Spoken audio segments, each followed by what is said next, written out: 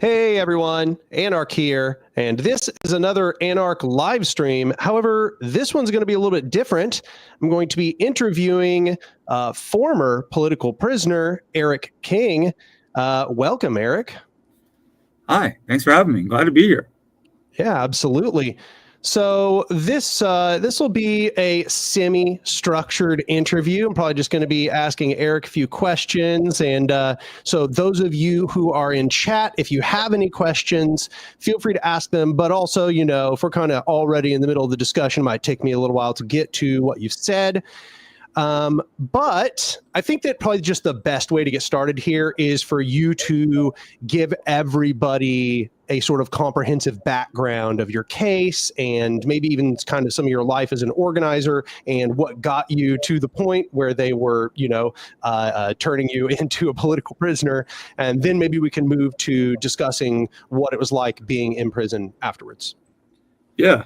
So I grew up in Kansas City, and I was a part of the lower class, and I took that very seriously. I saw what the capitalists and the police state was doing in my city, and so that was always just something I lived for, is trying to counteract that. And when I was younger, it was almost always in tearing things down. It was in like destruction or fighting, stuff like that.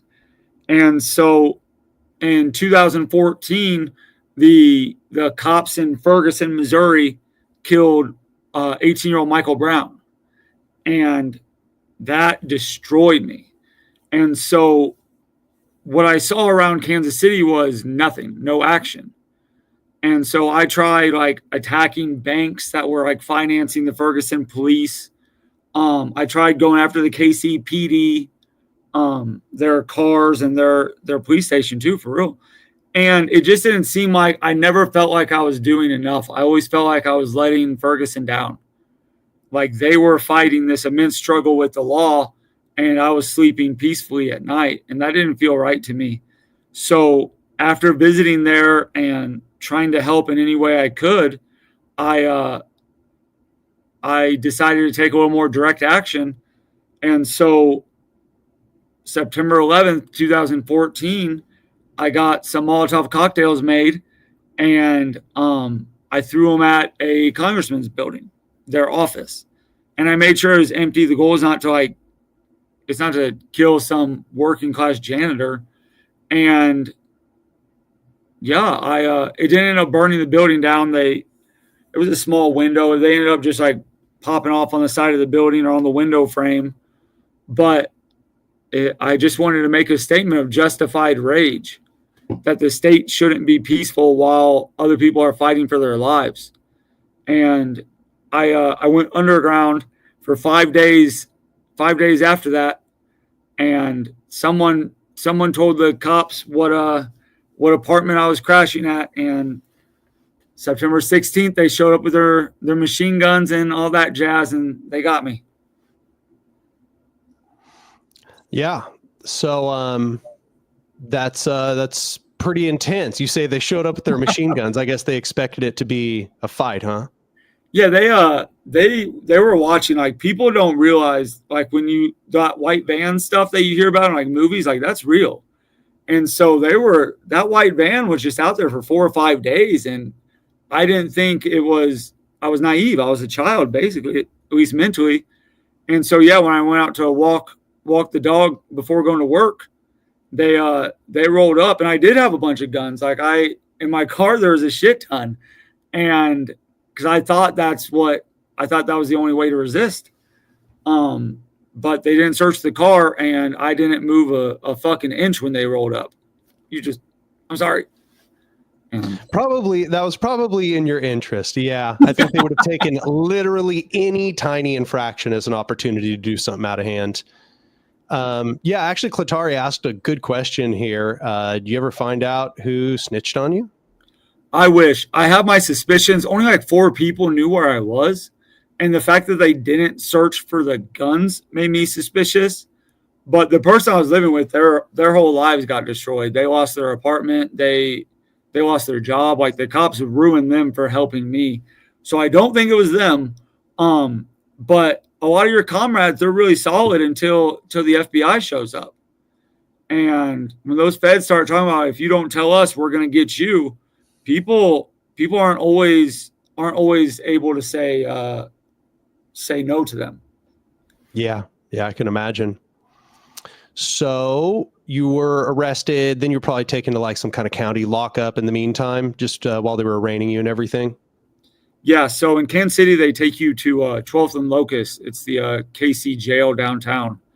And they put you in just like a big room, and it's got like an open toilet at the end of it that's just covered in shit. And then there's like one bench. And so it's like 40 or 50 guys just like sitting on a wall or sleeping on the floor. And you're there for 3 days. And it's miserable. There's one phone, and you just get cups of water and a bologna sandwich for lunch and dinner. And I was vegan, so I wasn't eating shit. And it's just miserable, and you're just waiting. You're waiting for them to tell you how they're going to ruin your life. And then 3 days later, I found out.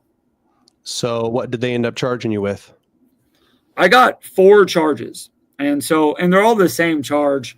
It was possession of an explosive device on government property, use of an explosive device on government property. And then just like those same 2 things, possession of explosives, use of explosives. So just the same charge. And that first plea deal they offered was 60, and then it became 30. And then finally they dropped all the charges except for the mandatory, and it ended up being 120 months. Why'd they drop the other charges? They wanted that plea deal. I was going to take it to trial. And so they try scaring you with the first ones. That's why, like, you'll hear people always on the news like, so-and-so's facing 40 years in prison. But they have a guideline system. So they use those first ones to scare you. And then if you hold out, that's when they come with like the real plea deals. Like you'll hear Casey Goonan right now. They're saying like 5 to 20 years. But like he has a guideline range. He can't get the 20 years. But that's what you're facing. That's what your heart feels. And that's the fear that's like instilled within you and your family. I feel like that right there is actually a really good lesson for anybody to take away from this. If they're afraid of a future where they are, being hunted by law enforcement, when that happens, so much of it is like psychological warfare in the meantime. Yeah. And that's real. They tell you how they're going to get you killed. They tell you how your friends are snitching on you, so you should snitch. They tell you all these horrible things about how you're going to die in prison. And if you just stay solid, like maybe you do end up with that 30 or 40, depending on your charges, but there's a guideline range. Like if your crime has a range and they cannot go above it. So if you know that, and if it's worth it to you, then it's real easy to stay solid and just take that time and not let them get in your head.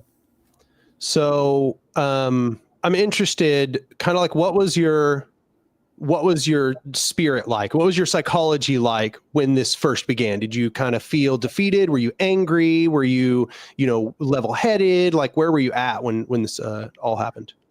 So in my life, I was prepared for a long time in prison. All my heroes had prison sentences. Kwesi spent his entire life in prison, basically. So I was prepared for that. But when it actually started happening, it numbs you. Like it just numbed me to the core. Like it took a big part of my personality and just put it on the shelf, because that's when shit gets real, when you're inside there and you realize it's not filled with like David Gilberts. Like you're not going to meet all those people pre-trial in fucking Leavenworth, Kansas. And so I was also really naive. Because I had read all those old revolutionary books, I thought prison was going to be like us against them. We're going to take over the prison. We're going to rebel. We're going to do all these things. And it was 100% not like that. I thought I was going to cross the racial line, and I thought I was going to bring people together with anarchism and anti-fascism. And I was taught a very serious lesson early on that you're not going to change things. So you can either survive them, rebel within and fight, or fucking get killed. It was really the only 2 options. And so it was a big learning lesson. I think young radicals are people that might go inside need to realize that, like, you might make some friends and stuff, but you're going to be tested if you stand on your ethics, and it's hard. That actually is a pretty good segue, because I wanted to talk about that. You know, I wanted to talk about what it was actually like living in there, because I think we all kind of hear horror stories of what it's like to be in prison. And also you ended up in like Supermax, right? Yeah. Which is, that's the worst of the worst right there. But which Supermax were you in? ADX, the federal one, where like El Chapo's at. Right. Which is rough. You know, I hear the cultures between them can vary pretty widely. Like I hear the ones out on the West Coast are really brutal. But they can vary quite a bit, and just like what it's like to live in there. So one of the first questions this is kind of something I had on my mind for a long time, is like, you always hear about when you go in that the gangs just control everything, that there are racial gangs that control the prisons, and that the people say you basically have to like choose somebody to cozy up to. But I've heard other people say the opposite, that it's actually way better to just kind of stick to your own and to not cozy up to any of the gangs, and to just like serve your time with your head down, kind of. So what was your experience? So, in the federal system, there's 4 custody levels, and there's the low, medium, penitentiary, and then Supermax. And it all depends on what custody level you're at. I'm the only person to ever do all 4 custody levels. And so I got this rare experience to see them all. So if you're at a low security, like where Pepe's at right now, there's no gangs. There's no racial politics. You can do whatever the fuck you want. If you want to sleep in, go ahead. If you want to be dirty, who cares? There's just no issues except for annoying staff or maybe people talking shit. So you don't have to abide by racial politics at all.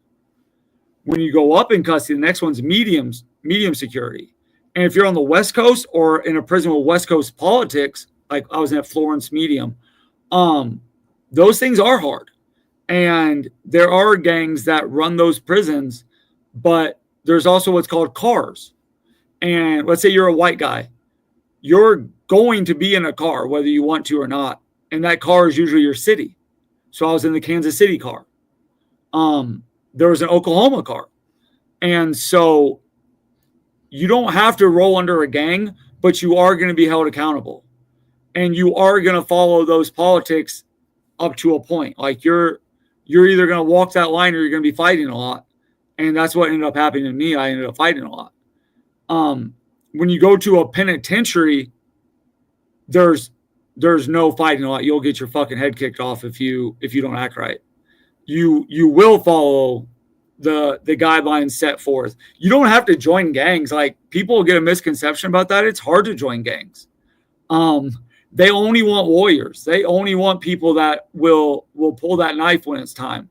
And so it takes a lot of years and a lot of like violence to show them, but they do have lots of follower-ons and lots of clicks.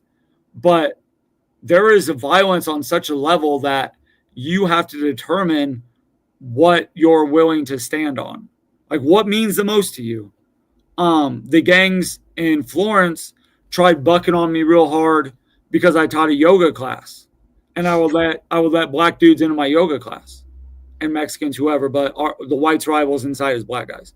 And I would not back down on that. I was like, no, because you're not allowed to live together. You're not allowed to eat together. You're not allowed to work out together, but you're not going to tell me I can't spend this time together.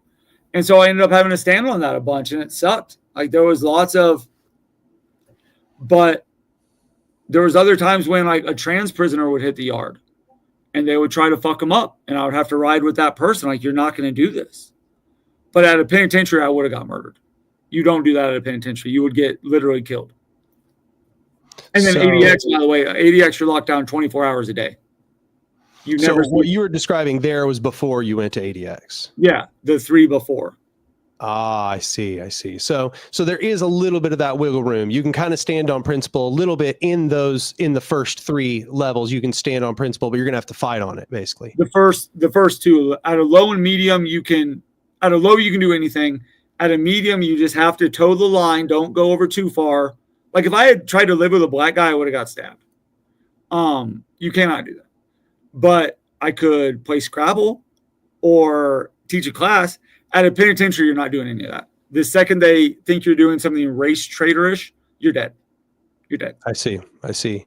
So, so you were transferred through all of them, and so now when you moved into the penitentiary, was that kind of was that like a shock? Or were you just kind of prepped for it before you even went? You cannot prep for a penitentiary. I was stunned and I was only there for a short while. Like I wasn't in a pen hardly at all, but the level of violence there is incomprehensible. Every day someone is getting seriously hurt. And then every other hour of the day, you're hearing people bragging about hurting people or telling what's called war stories. Oh man, you remember when Joey put that blade into Sammy? Da, da, da. And it just gets so old. It's miserable and it sucks the joy out of your life. At that point in time, I had Antifa tattooed on my face. And you cannot do that because they're the FA. They know that. And so the guards hated me too, because that's when Trump was going really hard on leftists. And so the guards ended up setting me up to get fucked up there by they called me from my cell and put me in an outside cage with one of the Nazis who wanted to kill me. And so we ended up having a fight while the guards just watched. And that stuff happens a lot if you're on the wrong side of that fence. And so my penitentiary time was very short because of that. And it was very violent. Like I got in 4 bloody hard fights there. And I'm a small dude. Like I'm 5'7", 140 pounds. So if I didn't know how to box from the free world, I could have got killed. But the difference in violence between a low and a penitentiary is like the difference in life between Bel Air and Gaza. It is not the same world in any way, shape, or form. Yeah, I think that's what a lot of people, when they hear about this, are afraid of. You know, they're afraid of having to live in that life. So you say you knew how to fight beforehand, and you think that was a big part of what helped you survive. It's the only part. Because even though I'm little, like having that experience, like knowing that I can take a punch, knowing I know how to move, knowing that I can at least keep myself safe. Like that plays a big role in how you're able to like exist in these institutions. Like if someone had came at me 2-on-1 or with a knife, what are you going to do? Yeah. Run as fast as you can. But 1-on-1 or even sometimes 2-on-1, if they were small, I can at least keep myself alive. And that people need to know how to do that stuff if you're going to be inside or be ready to stab someone. Right. So you think that radicals, if they're going to get themselves involved in crime, or rather if they're going to do things that are risky like that, if they're going to get law enforcement on their ass, that they probably need to prepare to be able to defend themselves before they ever even go in? Do you think that's probably good advice? Yeah. If you're physically capable, like you should, even just in general, just in free world right now, like we don't know what these cats are up to. I think that is one of the most crucial things we should learn, because you don't want to be a victim. You don't want to be inside. If you're a victim, you're going to the hospital. On the free world, I guess the same, really. And so the goal inside is to get out. It's not to be a tough guy. It's not to like try to revolutionize prison. It's to get out alive with your ethics intact. And so if you don't know how to defend yourself, you're going to learn very quickly how bad things can get. So yes, learn now. So that was actually another thing I want to talk about with ethics intact, right? I think that's what a lot of people are also terrified of, is that you have to essentially like kind of stoop to the lowest common denominator in a culture of violence like that. So to what degree do you feel like you were even able to live as an anarchist while you were in prison? So I did it in a very stupid way, to where I put that first. Like I am not changing myself to match the biggest trash around me. There were lines that I had to walk though. Like I wasn't going to die over who I had to live with. It's not worth it to me. If I have to eat at only white tables, that's fine, because if I tried to sit at the black tables, they wouldn't like that either. Like they don't want to cause a race war between the races. So you walk the line as tightly as you can. But like I would push that line. Like I would still get in radical books. I would still teach classes. I would still go to the law library and work with people and help people. I would still, like, if someone's being homophobic around me or saying racist shit, I'm not laughing. I'm not joining in. They know where I stand. And so that's how you maintain it. You maintain it by your mentality and your actions. So like, if I would have laughed along with them calling black dudes like racial slurs, like who am I? Who am I? That's not who I want to be. At the low security, I did it. Who the fuck's gonna stop me? I'll come tell me I can't read this stuff. Like, oh, fucking boot you in the throat. But at those other institutions, and when you talk to people, you try to navigate it into a class discussion. So like if someone was bashing black people, they're all on welfare, I would point out like my mom's on welfare. My mom's on welfare because these Republicans closed down her factory. And so she doesn't have a job anymore. What if your mom lived in a community where they intentionally removed work? Would you go on welfare or would you starve?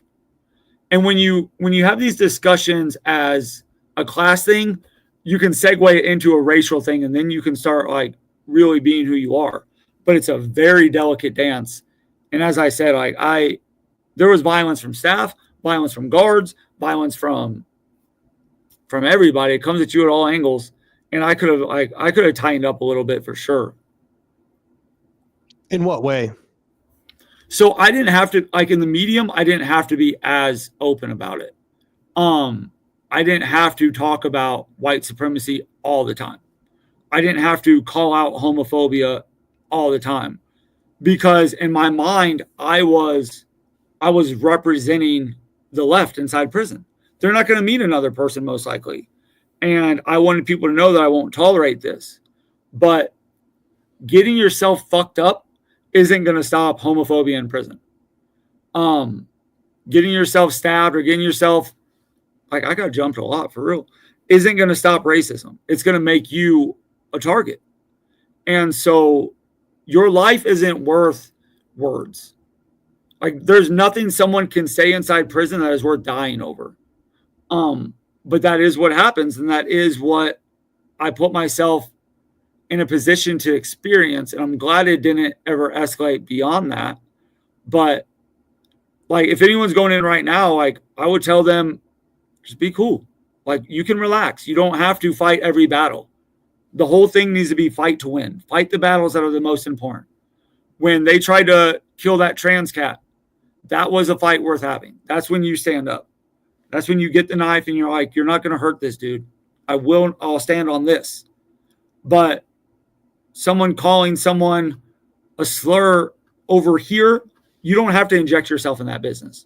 You can avoid it until you can't. So you've also mentioned that you are vegan, and I assume that's a present tense there. No. Okay. So that's what I was about to get into. Okay. So like, can you be vegan in prison? Is that like possible? Can somebody do that? It sucks. It's hard. I did it, and you get a lot of abuse too from other prisoners because they think you're I don't know what I'm like. Sometimes I don't talk. They think you're a bitch, because meat's associated with masculinity. So you get what's called, it's the most disgusting phrase. It's called a no flesh diet. Yeah, disgusting. But so you starve unless you have commissary. That's when prison support comes in handy. So I would get like a soy patty, and then some sloppy veggies, but you can't eat the desserts. You can't drink the milk. You can't eat the eggs. So all you really have is beans, soy patties, and then peanut butter if you're lucky enough to have people send you money. And I was a twig. Like I was starving almost every second of the day. That's rough, man. How long did that last? Did you stop being vegan while you were in there just because of how terrible it was? Or when at ADX, because you're by yourself, like you cannot get food from your friends, you can't get extra food from the kitchen. I didn't eat meat, but I would I started eating like the French toast because I just needed to eat. And you have to survive.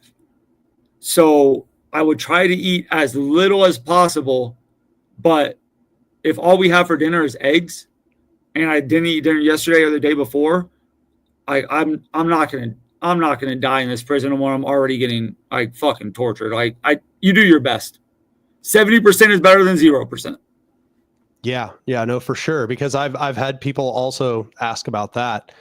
So by the end, would you say that you weren't eating vegan anymore, or is that why you kind of shook your head when I said about it being present? Is that kind of when you stopped being vegan while you were there?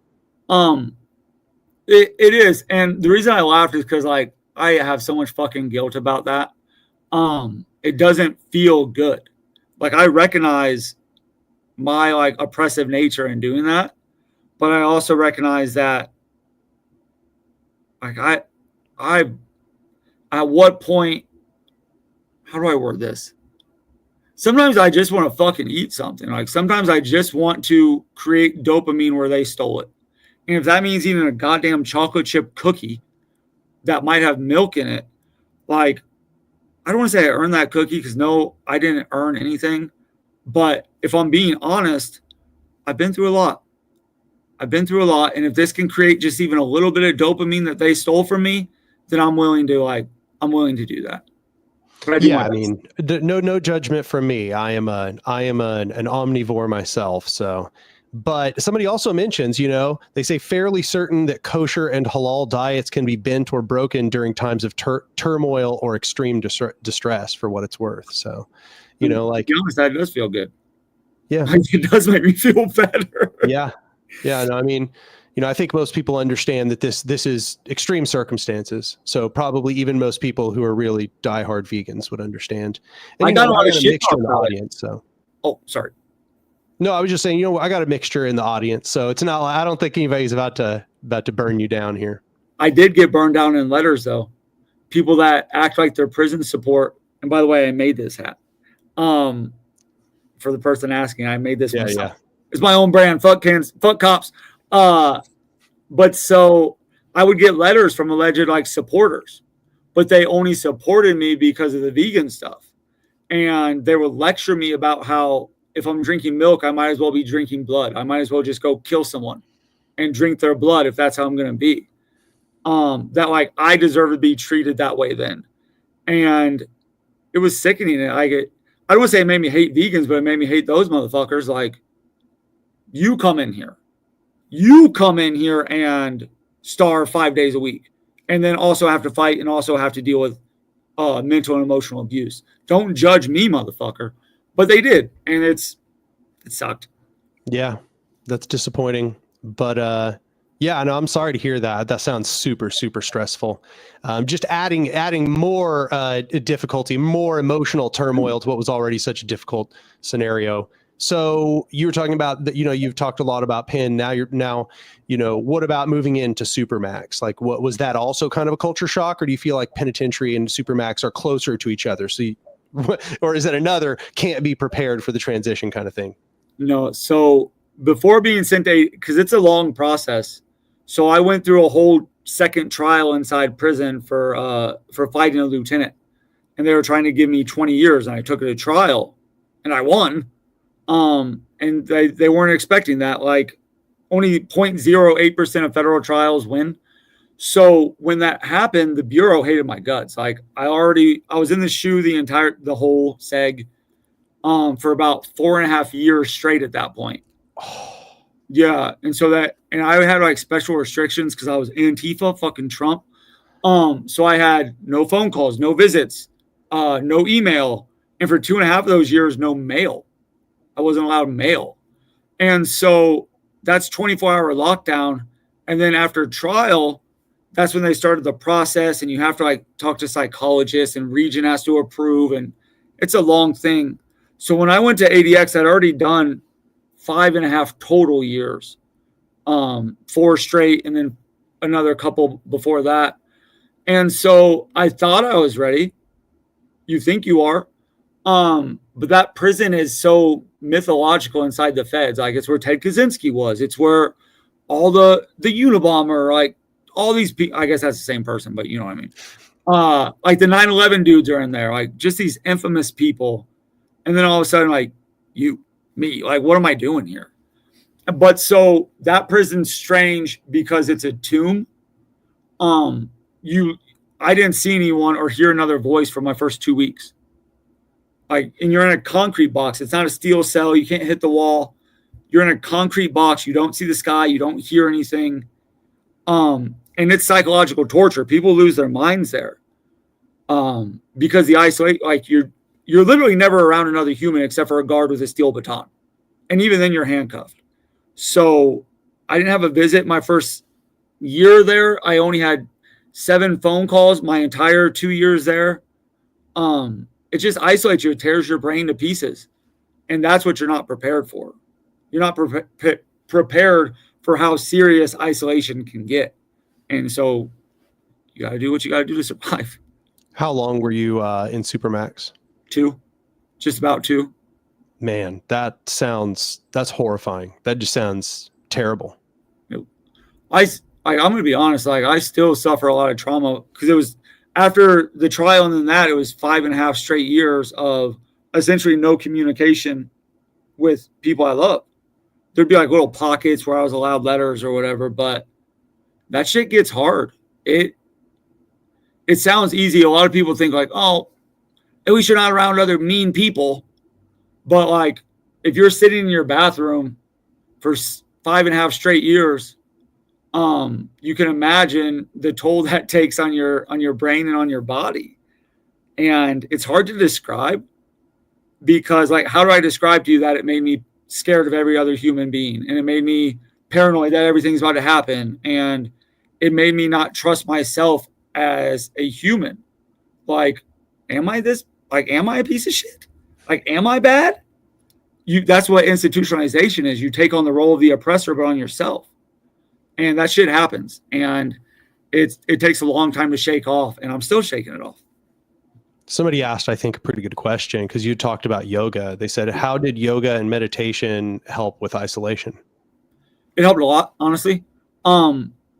Meditation, not so much because in the shoes, you cannot block out the noise. There are people yelling, rapping, hitting the walls, shaking the bars 24 hours a day. That's that torture.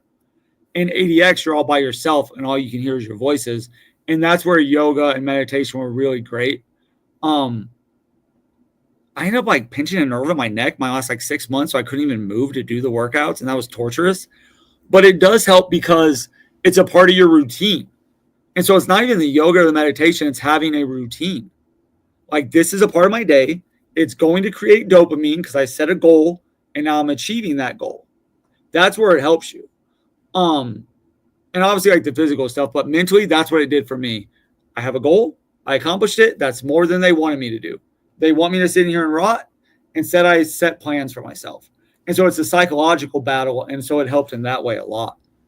So I've always wondered, can you read? Will they allow you, for example, to like write? Will they give you just like paper and pencil, or is even that not okay because you could hurt somebody with the pencil?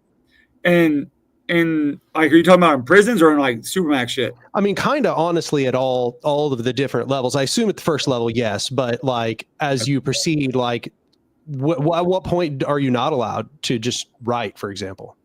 At every level, you're given like these little rubber pins.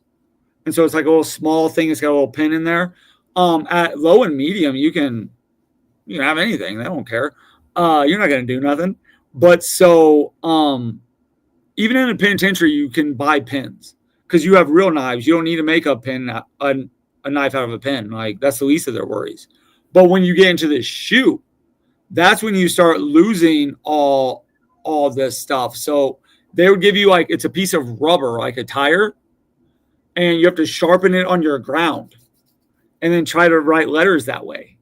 So people coming into the shoe or from other institutions would wrap up the small pins, like 3 or 4 of them, and bring them back to the shoe that way. And so then sell them. They sell them for like $10, these little pins. So I was buying pins. And even in ADX, like you're not around nobody. Like you can write whatever you want. And then books, that's another thing. In the SHU, you're not getting books. There was years where I didn't read anything at the higher custody SHUs and that stuff. But once you get into ADX, you can get books. They take a couple months to get to you, and they have to be pre-approved by goddamn SIS or the FBI. And they have to be softback. They have to be from Amazon. It's a big capitalist racket. But yeah, you have things that you can do to stimulate your brain if you have people that love you and send them to you. But think about all the men inside and women who don't have support. They're not getting books. Like they're having to rely on a prison book cart. Fucking James Patterson books missing 35 pages. It's hard. Like I had to go several years without books, and it is hard living. Same with writing. It's hard. I'm interested. You said you wrote a lot. What kind of stuff were you writing while you were in there? Yeah, so I would write essays. I would write essays about the existence within. I would write essays about how I was trying to survive, about the things I was seeing. Just like in the free world, like I think it's important to not hyper obsess about yourself. So I would try to write about other people's experiences, what they were going through, and like how that affects society, all of us. I would try to like write to raise support for people. And I would also just call these motherfuckers out. I would call them out, like the guards and everything. And once again, that's stupid. They read that stuff. So I would also try to write poetry. Like I'm not a good poet, but it makes your brain work. That's the whole reason I did it, because to formulate your emotions into the structure takes work. And so it's just a way to exercise your brain, just like your body. And then I would just write letters. I'd write little stupid ass letters. I'd only get, sometimes you only get 5 pieces of paper a week. So I'd have to tear the paper and then write little tiny letters. Like write really small, like I'm an IRA guy trying to smuggle out toilet paper. But yeah, they want to limit that stuff, and I'd go months without letters. Oh yeah, someone just hyped up my book. But they don't want you communicating. That's not what they want. Yeah. Somebody says Eric also co-edited an entire book from within the US PS and ADX. Yeah, that's Rattling the Cages. And that goes with what I was telling you about how it's not about me. There are people inside that have been through hell that is different than my hell. And so that's not to be brushed aside. Their experiences are stuff we can learn from and grow from. So Rattling the Cages, that's actually Josh. Me and Josh did that. And so it was just telling the stories of ex-political prisoners or current prisoners and what their actual lives were like. Because our crimes aren't that important. Like we all know, like we did something with fire or explosives or we killed somebody. It's all the same, really. It's cool, but we still live human lives inside. That doesn't stop. You don't stop being someone who feels and loves and all these things. And so I thought that was more important than what their ethics were, their politics. So I wanted to tell that story or give them a chance to tell their own story. So a lot of the stuff you wrote ended up going in that book. I think you had mentioned to me before when we were talking that you might have published 2. Is that correct? Yeah, the second book, that's the one that's coming out soon. It's this right here. I have the little postcard. It's on PM Press. Boom. And so that's me being tortured. So Jesus. Have fun with that. Wow. Yeah. So that book's about what trial is actually like. And it's an anthology of ADX about the different ways that they torture us in there and how people resist, how people exist, how people find strength, how they find love. Because it's telling their stories too. It's not all about me. There's other people in this world. So I try desperately to tell stories, to build empathy and love and compassion for even the worst of the worst. Even if someone's crimes are atrocious to you, they're still under the thumb of the state, and they were still kids once, and they still have family that loves them. So I try to honor their existence as humans. So I remember you mentioned Balagoon earlier. Was Balagoon one of those guys you look up to? Yeah, I used to have the Kwesi Appreciation Society in Kansas City, and our whole thing was going around and pumping holes in cop car tires. just popping on because we were kids.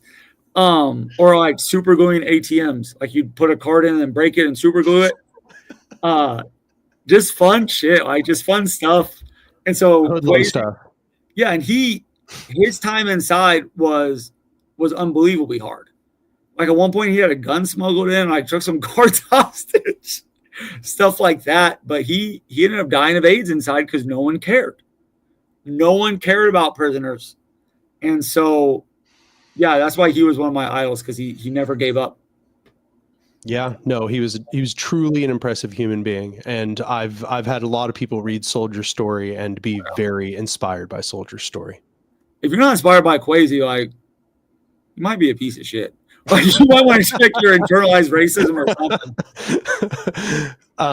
So I was going to ask, I realized that I kind of wanted at the beginning, I was going to ask kind of about your ideological positions, like what theorists were the ones that stood out most to you, what things were most inspiring to you in your early journey. So I guess that's a good opportunity.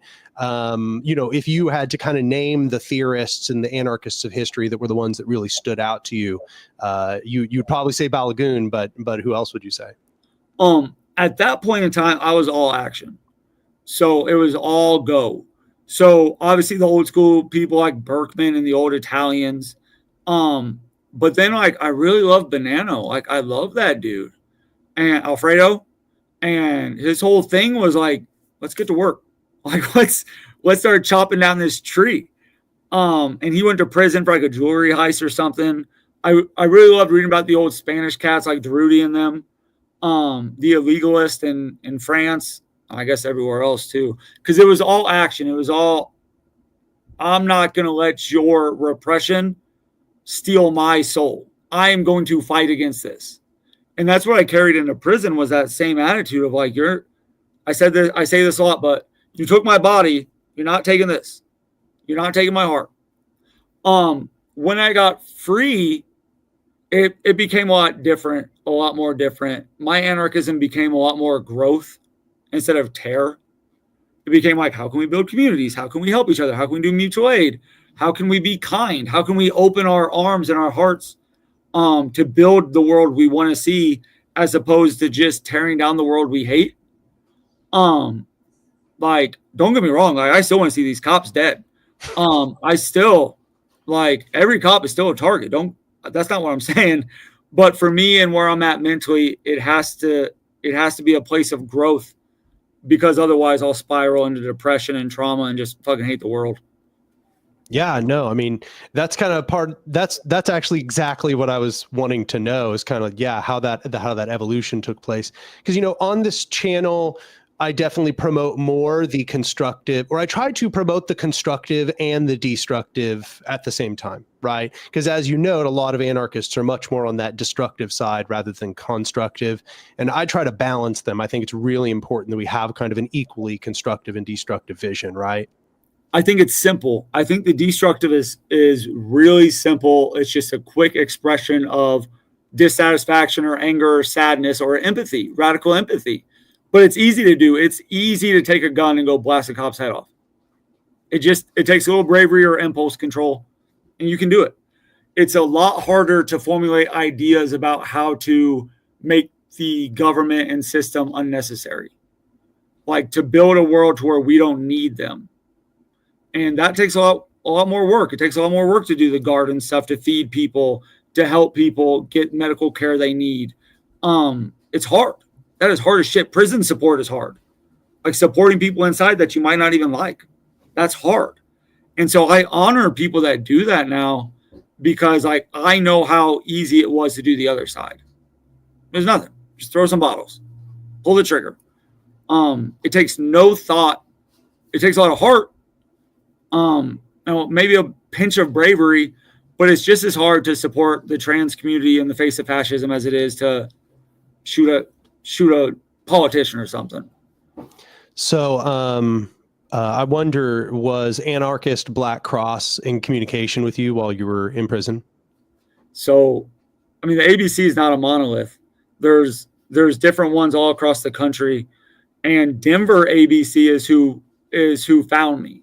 They found me inside, and like I don't want to say save me, but if it wasn't for them, I wouldn't have shit. They brought along every other support I had. And then there was different groups. Like there were groups. There was also like just more random people. Like ABCs were great, and they published the writings, which is really crucial to get your story out. But there was people like Josh that were just writing me because they care. There's people like Marissa in Northern California that just care. The Bloomington cats, they just care. And that's what I needed. Like when you're inside, it's cool to have like these groups back you because that helps build support. It gets you funds. It allows you to buy coffee and be comfortable. But what you really need is to feel loved, to feel valued.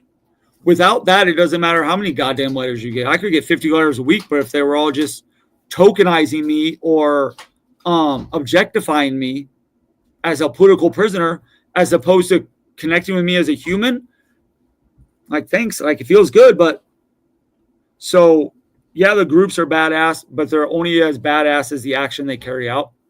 So if you're an ABC group, but you only write one person once a month, that's how cool you are. You're cool one day a month. And that's how I stand. I don't like sugarcoating with these dudes. A lot of people like think that like everyone who does prison support is some goddamn saint, or that like we should be groveling for support. But like that's a part of the revolutionary movement. Like you cannot call yourself a anarchist or revolutionary or whatever, and then turn your back on those being repressed by the state. And I'll call that shit out. Like if you can do more, you should do more. We don't need to like pat ourselves on the back and talk about how great we are because we do abolition work. If your abolition work is just saying hi to someone once a month. Yeah, I bring it up because I really do want to promote people doing prison support. I think it is absolutely one of those things that just like gets forgotten. And even sometimes, somebody will ask me, what can I do? And I'll make a list of stuff. And only afterwards, like a few minutes later, am I like, damn, I didn't even mention prison support. And that is something that's very accessible to so many people, just writing letters. But also an architect was asking what type of letters help. Yeah, for sure. And so I just want to segue back to this real quick. Like, please, if you're going to write people, don't just write the fashionable ones. Like I really push for people to write the elder black prisoner, like liberationist. People like Kojo, people like Jojo Bowen, people like Fred Burton, people that put their lives on the line and have now been forgotten. Like it's real easy to write Casey and Marius, and you should, but there's elderly cats that don't have anything, and they need love too. And so the letters that helped were the ones that spoke to me. They would ask me questions. They would respond with answers. They would tell me about their lives, but then ask about my life so we could actually be friends as opposed to whatever. Some people only supported me. Like they would do other stuff. They wouldn't write me letters, but they would raise money for books. They would print flyers. They would do that stuff. So there's 1,000 ways to support, but the letters that helped were the ones that communicated with Eric, not the ones that communicated with political prisoner Eric King. Because I'm more than that. I'm more than a couple bottles or more than just some dude who can put up with a lot of torture. Like that's cool. But like, can we talk about other stuff? Can we connect as humans? And when we're able to do that, it builds lasting relationships. My wife wrote me in prison. That's how we connected. Josh Davidson wrote me we've been friends for 7 years now. He wrote me in prison. So these things, you can build relationships. And I got my job because they wrote me in prison. They were supporting me when I was inside ADX. So there's ways to connect, but it always starts with recognizing that each person is an individual human, not an object, and that we should reach out to them at where they're at, not where we want them to be. Damn, that's a killer piece of advice. That's exactly what I was wanting to get the answer to, right? Because I think a lot of people as well don't even know what the hell they're supposed to be writing in a letter, right? I think our first inclination is to be like, oh, you're an anarchist? Let's talk about how awesome anarchism is or whatever, right? But instead, it's like, no, really, what somebody needs in a place where you're so vulnerable and your psyche is so like broken and you're so beaten down, what you really need is for somebody to tell you, hey, you're a human being. I care about you. Like you matter to me, right? Like I want to reassure you that you have value as a person. And when you ask someone questions, it gives them a chance to feel valued because like maybe you actually want to hear what I have to say. And if they respond to you, it shows you that they actually care. Like if you write me asking one of my favorite colors and I say blue, and then you write back saying blue's awesome, like I love blue birds. Like you're communicating now. And then if I want to talk about politics, I'll write you about politics. I'll say, did you read this book by fucking whoever? And then we can have that conversation. But don't lead with it. Like lead with humanity and kindness. That's a goal for life too.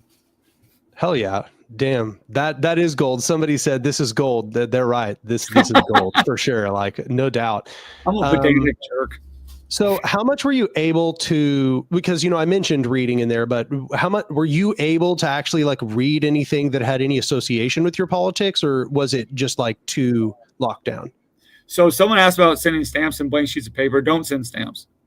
Unless you know for a fact their institution allows it. I had people like send me clothes and shit. And it just made me so sad because it showed that they care, but they didn't care enough to actually look up what I was going through. Because if you saw that, like you would know, like I'm not even allowed letters. Of course I can't get clothes. So if you're going to send blank sheets of paper, do it at the end of a letter. Write a letter and then send 2 extra pieces of paper. That way they don't throw them away. That's the way to like pimp the system. You can also put like if you send them a letter and you put the stamp at the bottom of the envelope, the machine processes the top.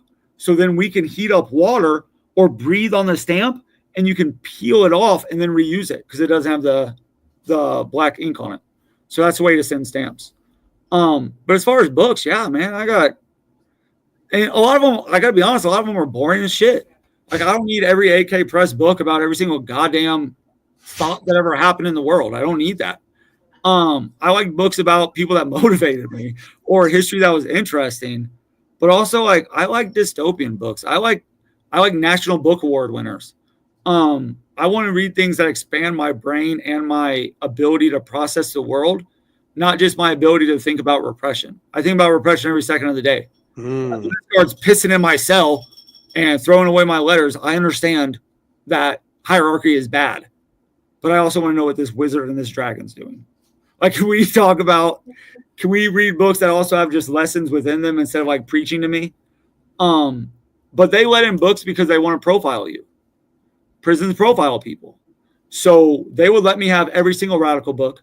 And then they would also let the FBI know this guy's getting radical books. So that the next time someone comes in, they'll know how to treat them. They'll know what to expect and how to repress them. So, yeah, they let that shit in and they do it on purpose. Wow. I honestly, I expected you to just say no. I'm kind of blown away by that answer. Yeah, no, that's super interesting. I guess that's actually also part of the purpose of asking the person who they are and what they're actually interested in, because then you know what you would even want to send them rather than sending them, Anarchy by Malatesta or something, which is like, yeah, great book. But I got that 3 different times. Like the thick ass Malatesta books. That's exactly what the book would be too. It's like, thank you, but like you didn't even ask. Like I have a book list, or I did. My wife put one together and different comrades helped a lot. And God bless, man. People would send me 4 books at a time and not one of them was from the book list. And it's like, you just wasted money. Like, what am I going to do with this? Like, you can't read theory all goddamn day when you're stuck in a gray wall your entire life. You can't do it. And so ask them what they want to read or check the goddamn book list, please. It's not hard. Right. You just click a button. You probably need a little bit of escapism, kind of. That's the ticket. Yeah. And so that's where I said I like learning moral lessons from books. So like you can send me a book about anarchism, but have it be Ursula Le Guin or someone. Like let it be a way that I can expand my own brain instead of having someone try to do it for me. Yeah. Nice. Okay. That's interesting.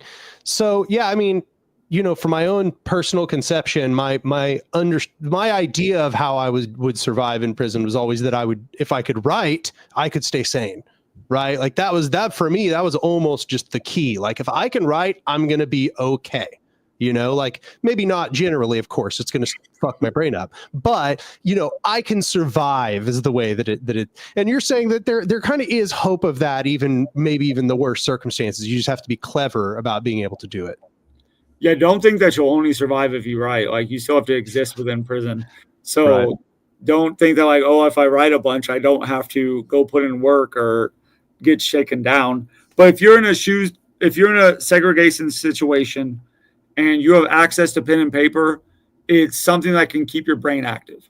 And especially someone like you, who obviously has like an intellect and likes to express it, or formulate it, develop it. Like writing would be something that could really help you. But if that's all you do all day, you'll atrophy. Like you will descend upon yourself. You have to find a routine. You have to be physically mobile. You have to do things that work out your body and your heart and your brain. And so if you don't have other ways to find dopamine, because then like the reason I say that is because like, let's say all you do is write all day. That's your passion. That's how you do your time. What are you going to do when they fucking take your paper and pen? Mm-hmm. You've built your whole structure around that. Now you have nothing. So you shouldn't ever get too intact with something that they can take from you. That's why you need it here and your body also. That's some good fucking advice right there.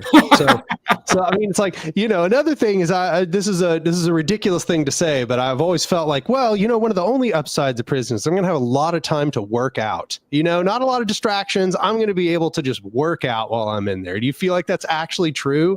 Or do you feel like you don't get enough food to even build muscle while you're in there? So this is tricky because like on the surface, no, you don't get enough food. But if you have commissary, if you're on a yard, you can just buy food from the kitchen workers, or from other people. But so it all depends on your circumstances. Like when there was a time period for like 2 months where I just got one loaf a day. It's where they like take all this food and they blend it together and they just cook it and give it to you. I could not work out then. I could walk laps and that's it. But if I'm on a yard and I've got all this extra peanut butter and all these beans and veggies, yeah, I work out probably 3 or 4 hours a day because it creates dopamine. It creates purpose. It creates structure. It gives you something to feel proud about, a way to bond with other people. And those are the things that help you survive, is having something to be proud about, having something to occupy your brain, having something to make you feel good. Like those things are priceless inside. So yeah, you would work out. It looks like you're in good shape already, for real. So you'd be doing your burpees. Like you'd be, and you have to, like if you're in a car, they're going to make your lazy ass go out there and do the work. You're not going to, no one's going to have someone on their team that they don't feel is capable of defending themselves. So if you're just sitting on your fucking lazy ass all day watching TV, they might discipline you. Like they might literally beat you up or drag your ass out to that yard.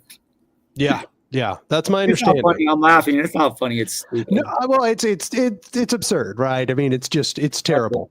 So I guess maybe as another curiosity, did you actually meet any of these famous villains that were in there with you while you were in there? Yeah. You would meet them like behind a door, like, or shouting through a toilet or whatever. I met Richard Reed, the shoe bomber. He's been there for like 11 years, I think. But so he was in the unit next to mine. So if I went to outside rec for my hour, we're in dog kennels by ourselves. Like it's like a 6x8 dog kennel that's your outside rec. But I could yell to his window, to his cell, and he would try to yell back. So I got to see bitch ass Terry Nichols with a black eye because some mob dude punched him. So they walked him to the hospital or to medical, and he had a big ass black eye. I don't know if you know like gang history, but like Larry Hoover, the guy who started the GDs, very famous, been in prison for 50 years. Wayne Perry, the DC hitman, punk ass Eric Rudolph, the Olympic and abortion bomber. So I got to meet some of those cats, and then also just like people that are prison famous, like someone like Cueta, who's one of the commissioners for Nuestra Familia. He was at Pelican Bay when it opened. He was one of the first people sent to Pelican Bay. He was in Maxim magazine, like wildly infamous. And so you meet these cats, and you realize very quickly that they take a shit just like you do. Like they go to bed, they eat the same bad food, but also they have been in prison a long time. And even if I hate you, I want to take that out on you. I don't want the state to do that to you. I don't want to empower them to do it. So like I'd see Eric Rudolph, and I think to myself, like, I would love to put a knife in your neck, but I wish it wasn't the federal government doing it. Mm-hmm. Abolition has to be for everybody or it's for nobody. But yeah, a lot of those dudes are lame. Like Terry Nichols is a fucking bitch. Just a tattletale narc. But I wish I could kill him instead of the prison doing it. Right. So like somebody here asked like pretty good question, right? Because this is really in line with the sort of things we've been discussing.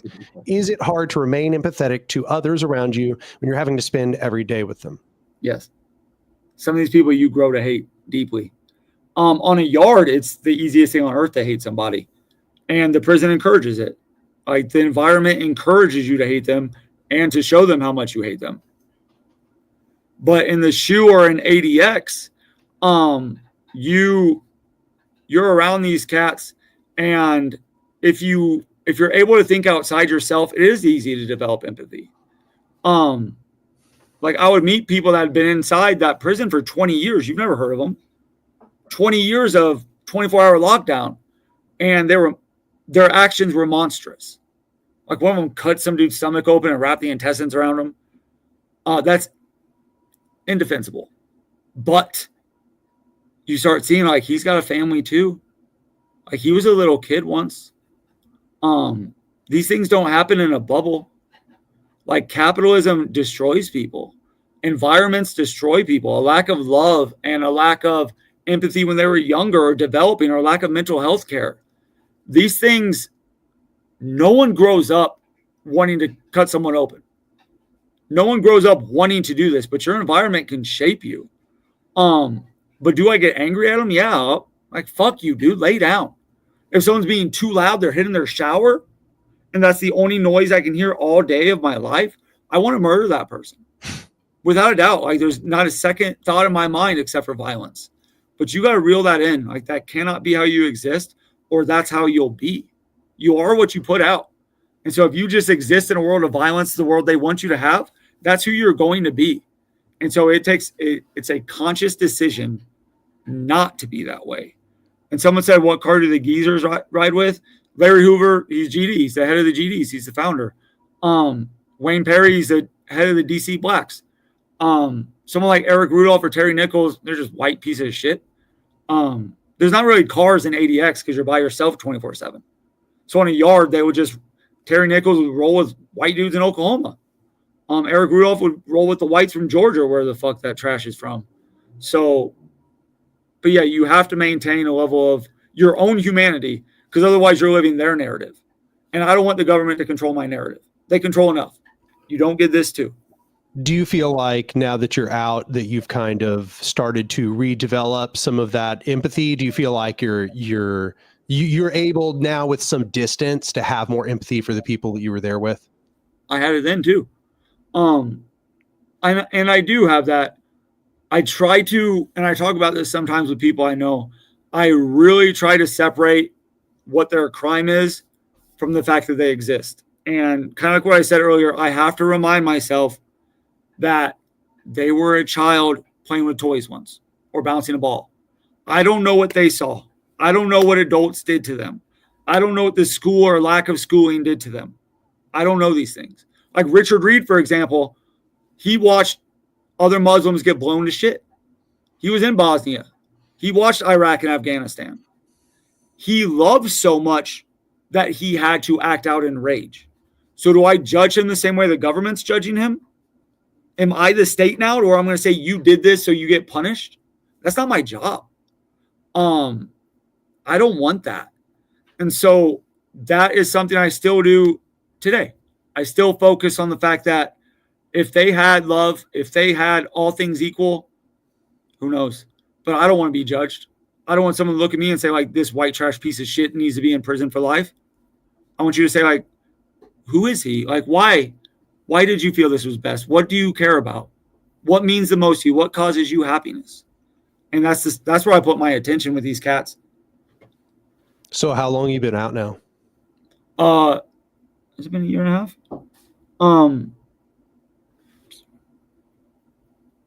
Almost a year and a half. June 12th will be my year and a half mark. And when I got out, full disclosure, I came out angry.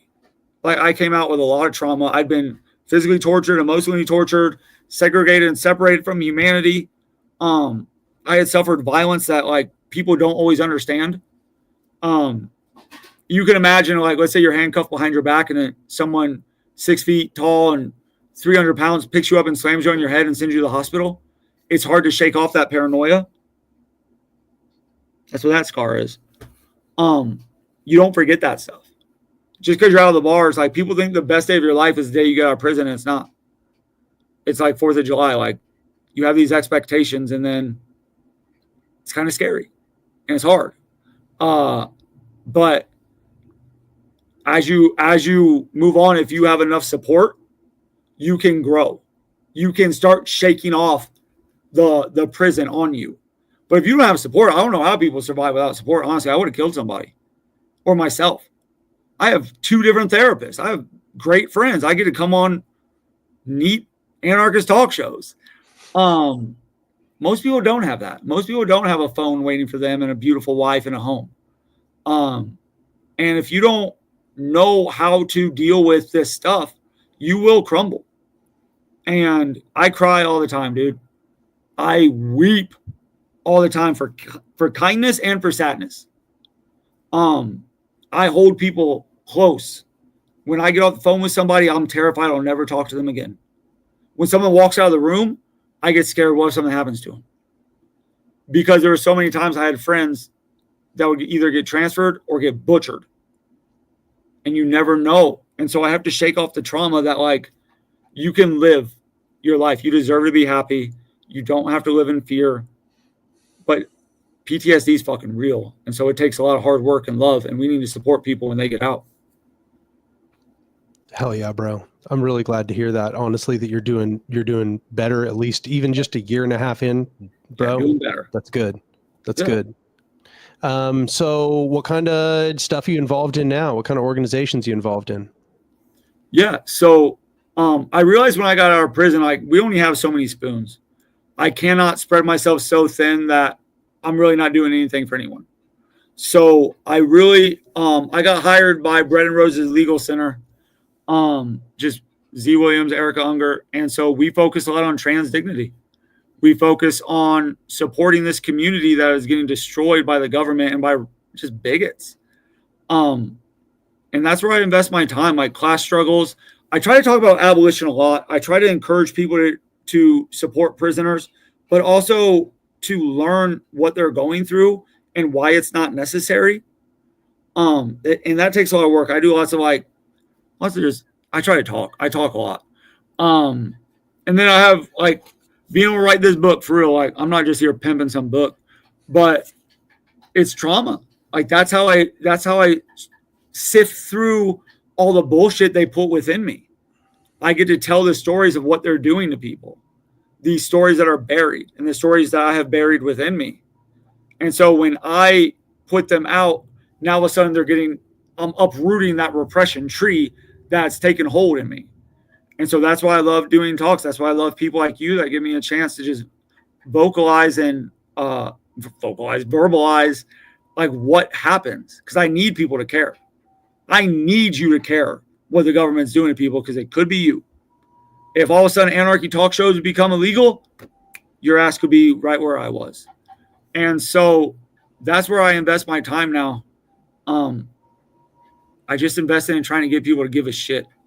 Trans people, marginalized people, houseless people, prisoners.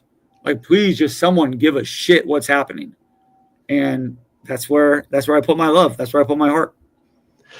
No, I'm super glad to hear it, honestly, because that's the thing, I guess like, as somebody who's out there doing the work, the thing that always terrifies me is people being broken by their conditions, being broken by society, being broken by the punishment of the state, and no longer fighting back afterwards, just giving up or giving in or whatever that looks like. And it can look like a lot of really scary, dark things, right? And so I really appreciate you being here, just as a demonstration that isn't the natural outcome. It doesn't have to be. Like, if we all, number one, if we have the mindset that we are committed to our principles, that we can stick by those things as we proceed. Also, as you said, that we have support that we have to have a community that is going to save us in that circumstance, right? That is going to at least emotionally bail us out from what is taking place to us. That is what leads to the longevity of radicals. And without that, it's hard to say what happens to our radicals. It's wild. Like, if we cannot do this on our own, like, that's not what this world's about. It's not what I don't think any of us are about. And so supporting people's families, supporting people to be able to eat, supporting people's right to exist or the right to feel. Like, we don't have to shut out everyone who makes us mad. We don't have to shut out everyone that makes us feel uncomfortable. Like, we can do the hard work, because we'll need that hard work also. But don't get me wrong, prison can suck that fucking life out of you real quick. I'm blessed, but I can see that every other prisoner could be blessed too if we invested in it. We put our actions where our heart is. That's truth. We can say whatever we want, but our actions show what we care about. And if we're physically and mentally capable, we should be there for other people. Hell yeah. I'm super glad that you came on here. I think this went honestly perfect. And I figure kind of, something very similar to what we just had there. I'll probably cut it up and upload it as its own thing, but we can stick around and just chill and talk with chat and stuff, and whatever kind of questions people got. So if anybody in chat has any kind of question you want to ask, I figure I'm going to chill here for a while and just talk with people. I do have to take my daughter to her co-parent's house in 12 to 15 minutes. Gotcha. So, chatters, if you want to get in, now's the time. Please go buy my book too. Minutes. Buy that goddamn book. Buy the man's book. Buy the man's book. Come on. It doesn't come out for another 6 months, but you can pre-order. That's right. Prepare. Put it on the list. Put it in your calendar. Just do what it takes. I'm glad I heard about you, and I'm glad that I reached out. And that you were so quick to give the opportunity. And I'm also really glad that there's been some really nice comments, or just really, really cool things. That's felt nice. Someone pointed out that you should look up what prison someone's at and what the conditions are before writing them. Yes. I thought that was such great advice. Know what they're experiencing. We have a really good community here. And I think it really is partially because the community's focused on the construction as well as the destruction, right? Instead of just that negative or, negating orientation, it's also the constructive, the prefigurative orientation. And that's something we really try to emphasize here, the building. Yeah, I feel it. I feel it big time. So what's this person, Narf? They say, got here late, but I do have a question. May or may not apply, or maybe it was discussed earlier, but do you have a spiritual practice that helps with coping with trauma? I appreciate you for the discussion. Yeah, and I do. I don't even know if this is anarchist. I don't give a shit.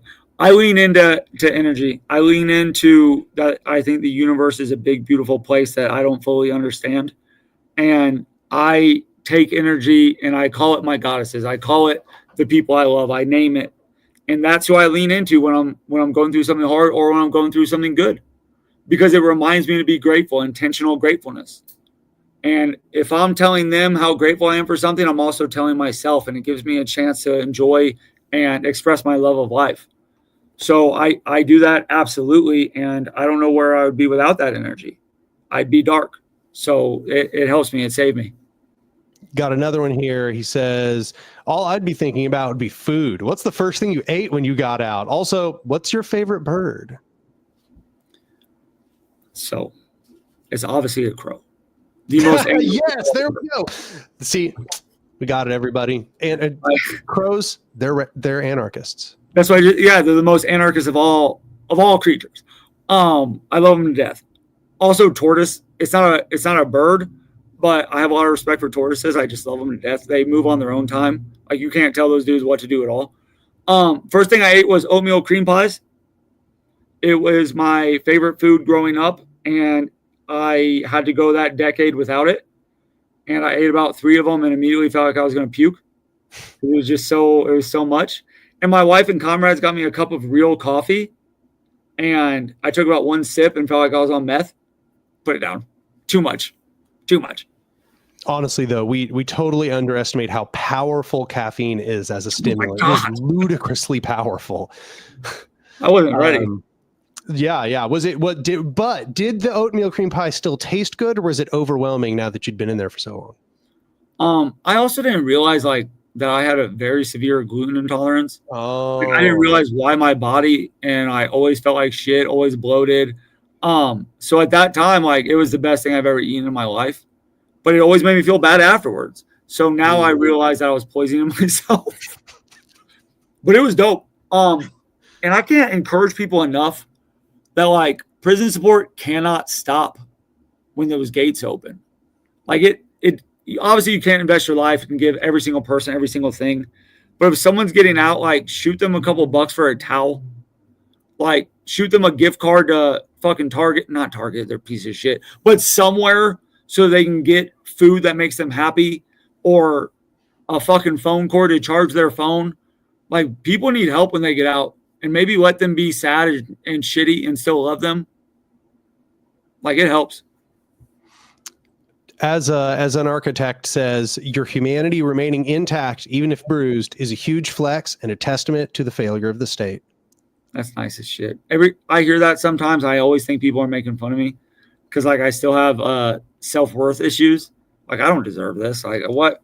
I don't deserve kindness from an architect 918 or you. Um, but the goal that I try to put out is that like happiness is rebellion. Joy and survival are rebellion.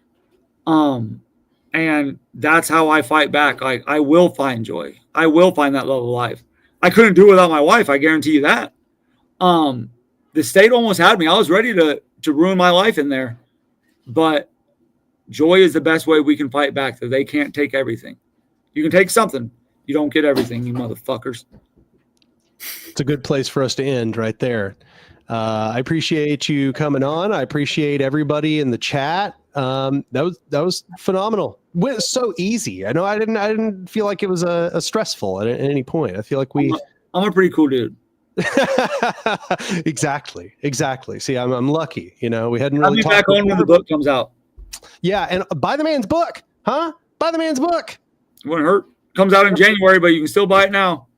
Also, There you thank you go. so much, bro. For real, you didn't have to do this, and it was a really beautiful discussion. I respect you so much. Thank you. No, I appreciate you too, man. And it was actually really good getting to hear your story, and honestly, sort of inspiring. Got a little choked up towards the end. Don't do that. You bastard. All right, I'm leaving the studio. All Book right. name is A Clean Hell. A Clean Hell on PM Press. There it is. All right, well, love you guys. Thanks for coming on. Talk to you soon. Bye. Nice. Very successful discussion. Hope y'all enjoyed it. Probably stick around here for a few minutes. Probably going to use the restroom, but then we can sit down and talk for a while.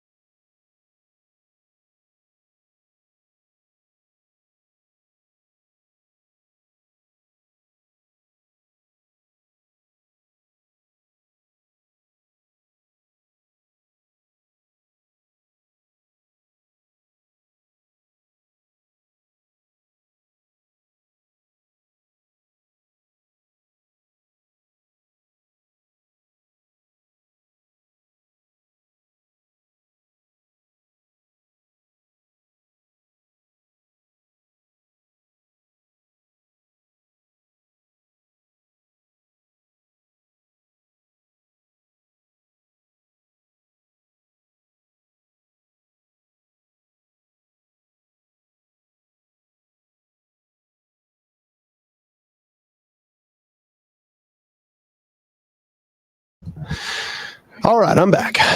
So the whole time, Theo, or an architect, has actually been in here in the room hanging out, keeping Murray distracted. As everybody knows, Murray is a true goblin and needs to be distracted. Otherwise, he will wreak havoc. And Theo did a good job. Thank you very much. All right, let's do this a little bit, I guess. Yeah.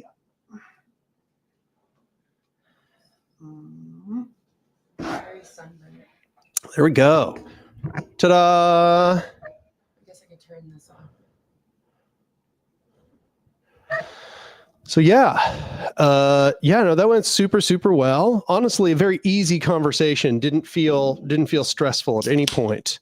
Flowed very naturally. And I didn't prepare any questions ahead of time. I had some questions, but I wasn't like thinking about like, what's the perfect question? And then I'll ask that, and then I'll ask this. I was like, I know that we're just going to have a discussion. It's going to work out well. So, and it did.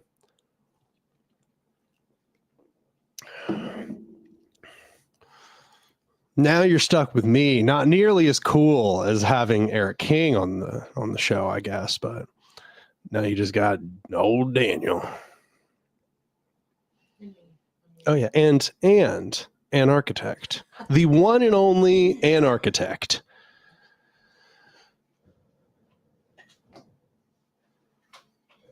It's weird because I'm using StreamYard this time because it's better for like interview styles like this, but I think it is not showing all of the chat. You know, like there's 92 people in here and this chat is moving very slow. So I'm just going to assume that the whole time it's been set on some preferential preset, and I don't know how to change it. I'm going to try to find it though.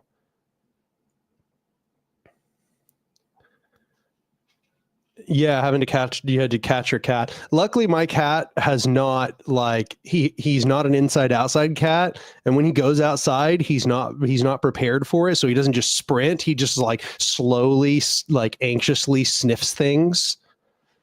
But I get the feeling that if he knew what was out there, he would never want to stay inside ever again.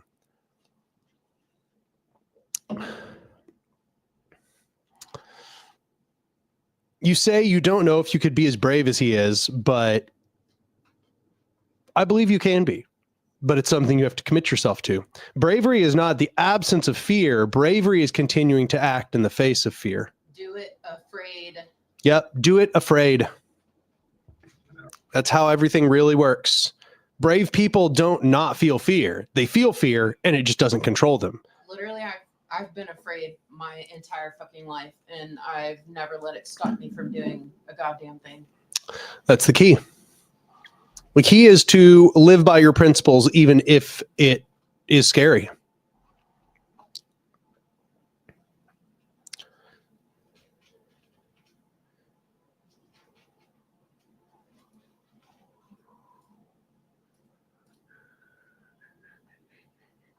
Yeah, I can't find anywhere where I can change what chat I'm seeing, which is kind of a little frustrating.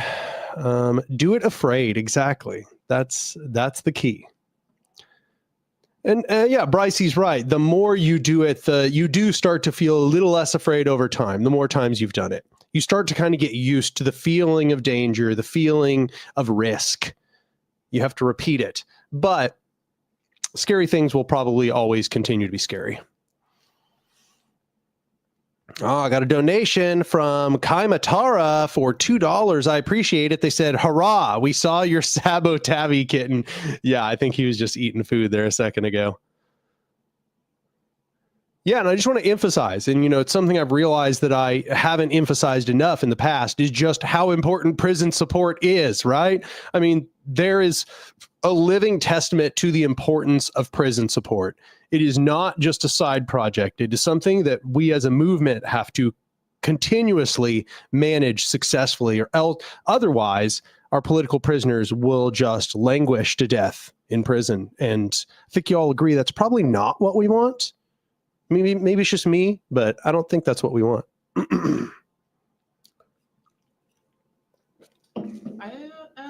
I've spent a little bit of time behind bars. It wasn't a prison, but it really is hard to keep your humanity, and it's hard to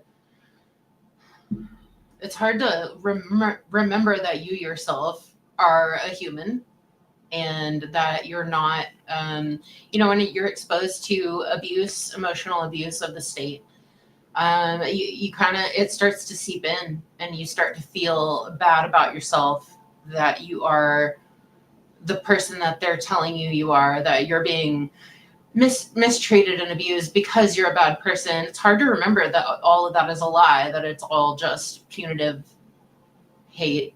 But having communication with people outside that remind you of your humanity, that's extremely important. Absolutely. I think one of the key purposes of punishment is convincing people that they deserve it. Yes. I think something about the human mind, it sort of takes that on if you do that long enough. That's sort of what's happening with institutionalization, which I suppose we kind of talked about there, but I didn't use the fancy term.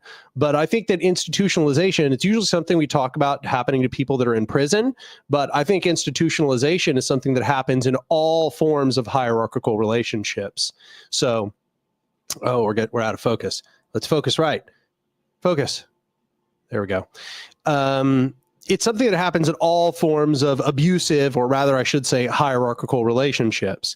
Even in an abusive relationship, people often ask, why does an abused partner not leave? And a big part of the answer is not only fear, that's part of it, of course, and that is a major limiting factor in many occasions, but it's also this feeling where, like, it starts to become normalized and you start to think maybe you deserve it. Maybe they're right. Maybe all the terrible things they say are correct and that you don't deserve better, right? And the state does the same thing with us. It convinces us that we don't deserve better. It really wants to focus on the background. Why do you want to focus on the background so much, camera? There we go. You gotta find a different way to figure. It worked.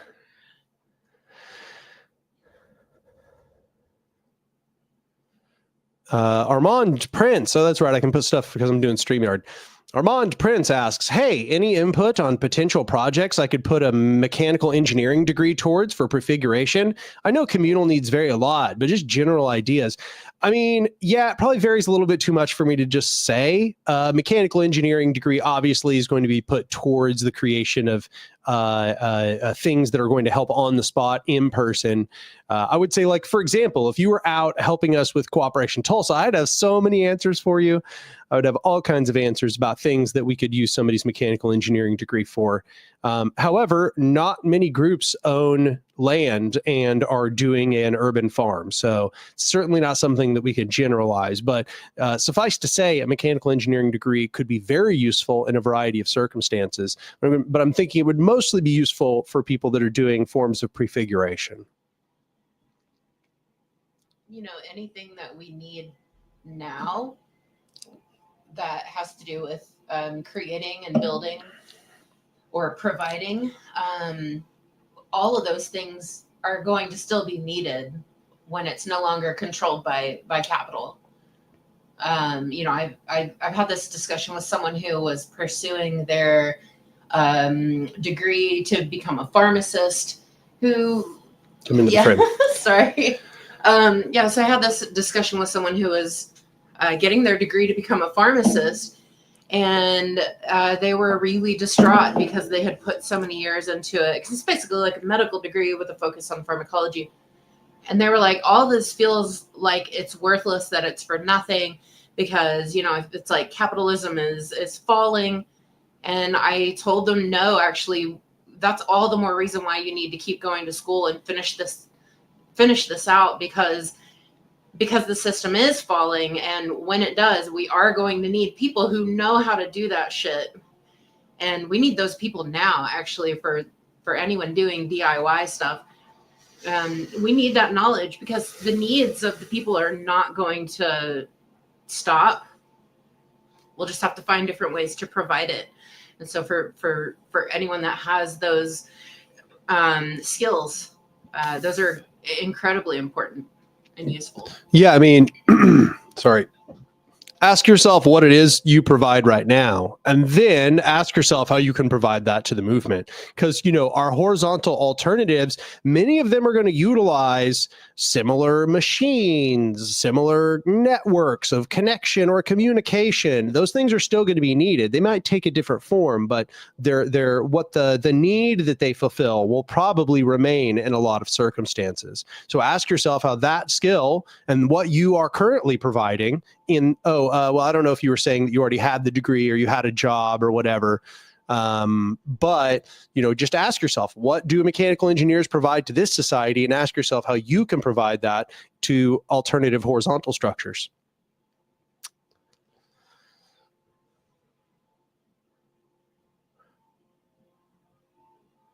Like, I'm thinking about out at Flat Rock, for example, we have a bunch of trees. We planted a bunch of fruit trees, and I'm constantly trying to think of how do we further automate this process of watering the trees? Because the trees are in a bunch of disparate locations, right?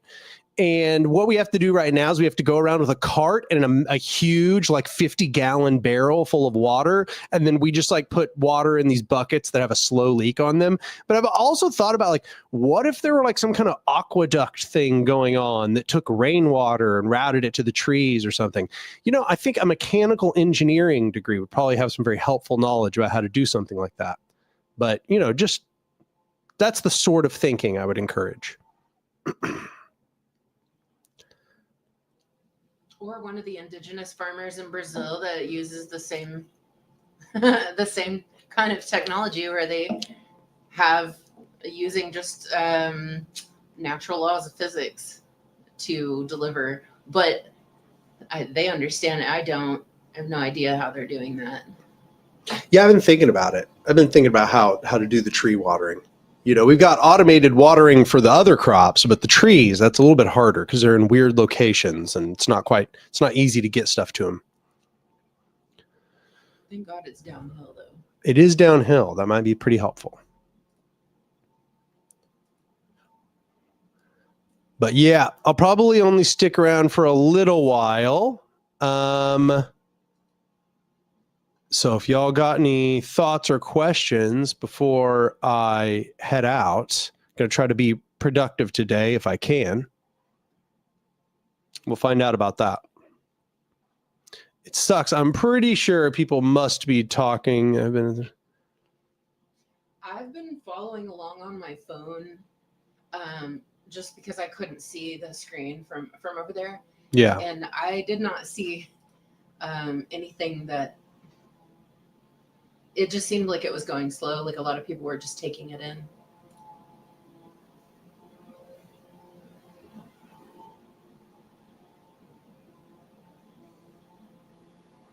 Do I have 2 copies of this live stream going right now? Do you? I think I accidentally do. Oh, shit. Yeah, I accidentally have 2 copies of this live stream. I wonder how many people are confused about that. That's a sad story. Okay, I got to go fix that, I suppose.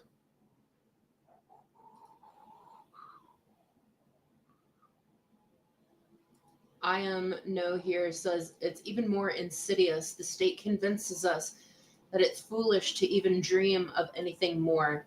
I think that is such a good point. I think that is a huge part of why we don't see as many people taking action as we do, because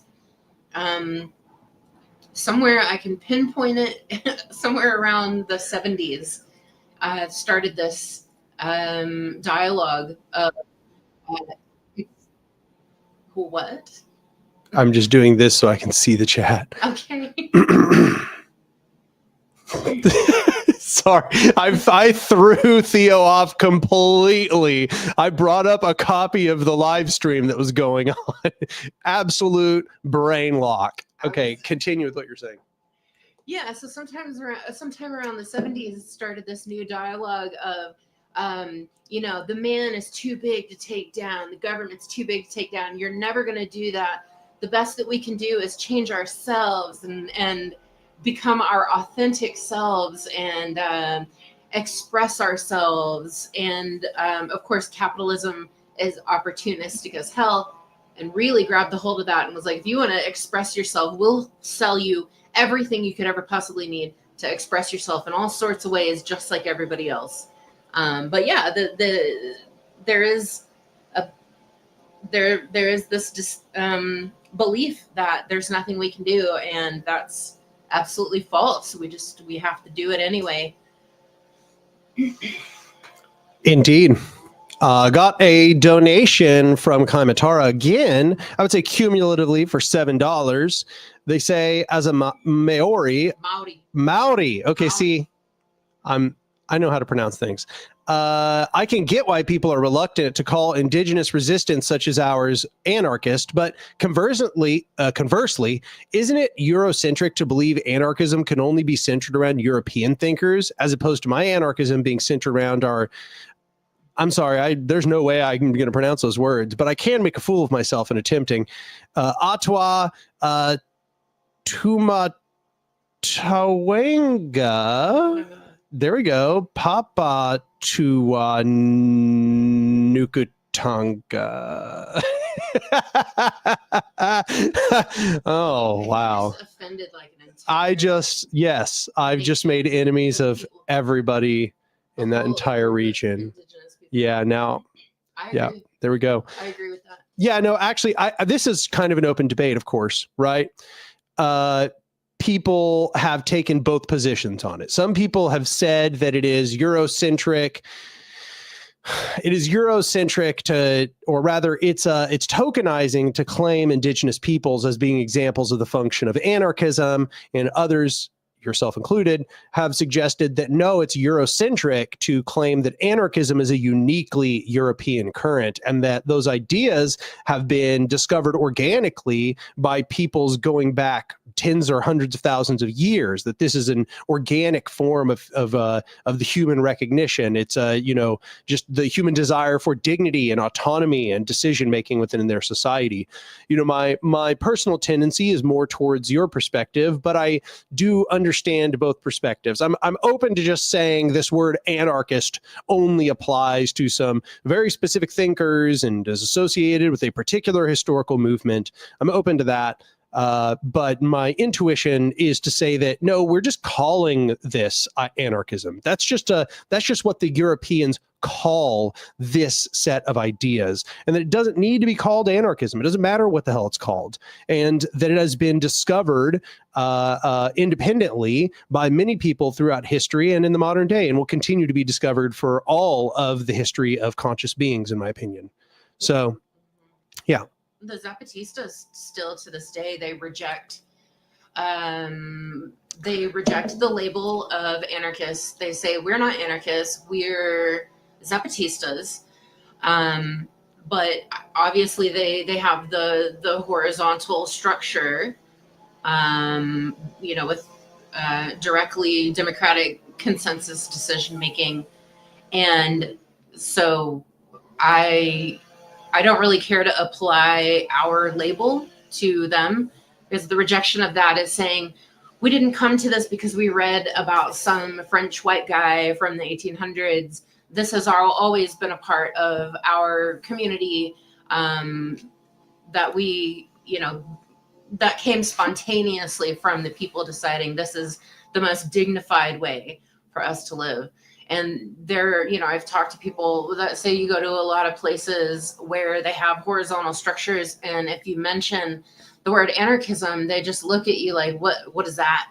But, it's, I think important to point out that, that this does spring up spontaneously in places all over the world by people who had never heard of other people doing it, because it is the most sensible thing. Yep. Yeah, I think, something says, how about anarchist adjacent? In a modern anarchism, I say that they're anarchistic or anarchic. That's what I say. I think it's just kind of an easy way around it, right? We just, okay, if anarchist refers to this particular movement, it comes from this, particular point in history, then we just say anarchic. They're anarchist-like. Right? Like we just say that they're parallel to anarchism. It's isomorphic to anarchism, however the hell you need to say it. But Yeah.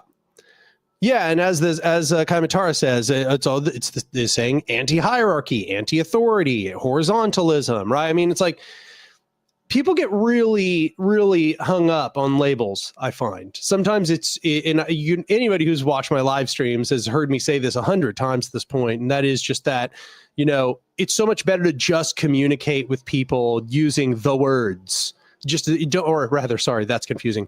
Using regular words they understand. Don't use the buzzwords. Just keep the buzzwords for later, right? You describe a thing, and if they agree with it, maybe then you can say, oh yeah, that's what the anarchists believe, or oh, that's libertarian socialism, or just whatever might make sense to them. But I found that just keeping the words out of the conversation until that you two have come to some form of agreement is one of the best ways to communicate with people. I think people get really, really hung up on what words, what terminology is used, and sometimes it just confuses people. I think the rejection of labels is also in a vein, kind of a rejection of authority itself. Because I feel that I see this behavior in a lot of radicals, that I also see in like the legal system and in like religious systems, in metaphysical stuff, where they're using like big fancy words almost as a way to convey that, this is just too intelligent for you to understand, and don't worry about it, sweetie. These words are just too big for you. And so I think like a rejection of using those labels and using the academic jargon. I think like I appreciate that a lot. The labels that I use absolutely depend on who my audience is, because my goal is to convey ideas and concepts, and to have communication with people, and not just like bedazzle, not just bedazzle.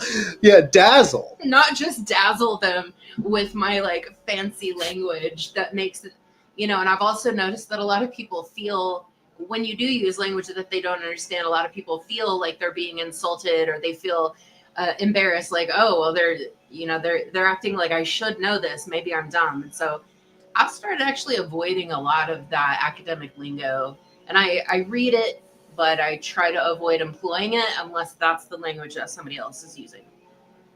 Agreed. I think that just meeting people where they're at is absolutely the most important thing. And then, don't get me wrong, as they go through their ideological journey, probably people do need to understand that there are names given to those things. But when you're first communicating with people, it's so much more important to develop understanding than it is to defend a particular word. Somebody asked, are those your own published books in the background? Yeah, I published through Seditionist Media. And that is these copies. So part 4 is written. I think maybe 75, 80% through the video production, but I will be publishing part 4 at some point, but I have published the first 3 parts through Seditionist. And if you want to buy those, you can buy them through Seditionist. However, if you're in the United States, you're probably better off buying them from me. I bought a big order of those because Seditionist is all the way over in the UK. So shipping from the UK can be very expensive. I think it costs like 12. Even if you order one book, it's like 12. I think it would be worth it to get a bunch shipped here just to save on shipping costs even. Yeah. I bought a stack of copies. So now if you wanted to buy copies from me, that you could, and I could ship them to you.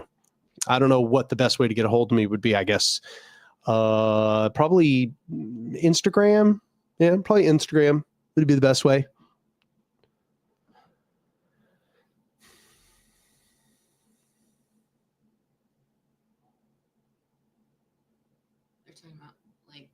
People are talking about all kinds of things. Leftist in Tonga rejects the word trans to describe them because of experiences of being labeled by anthropologists and other outsiders coming in. Oh, no. Leitis, Leitis. Probably latees. Yeah, probably. Somebody says it's like the word left. Left encompasses a lot of things. I heard Chomsky say that the left has lost all meaning. It's a useless term. It almost is useless. Even when talking with other radicals, sometimes they get confused about what I mean when I say leftist. Sometimes when I say leftist, I always mean people to the left of liberals. I'm talking about revolutionaries, people who believe in revolutionary workers' movements. That's what I mean by the left, right? But the liberals also think they're left. They Right. think they're the far left, the radical left, even though they are technically conservatives on that political quadrant. Right. Yes. Yeah. Lots of people, even leftists, often are not sure if I mean liberals when I say leftist. So that's a very, very burdened word at this point. I'll probably stick around for about another 10-ish minutes, maybe like 7 minutes, because we're rounding out to about a good 2 hours. Then I'm going to jump off here. All I wanted to do is just get the interview done, but other things happen in the meantime.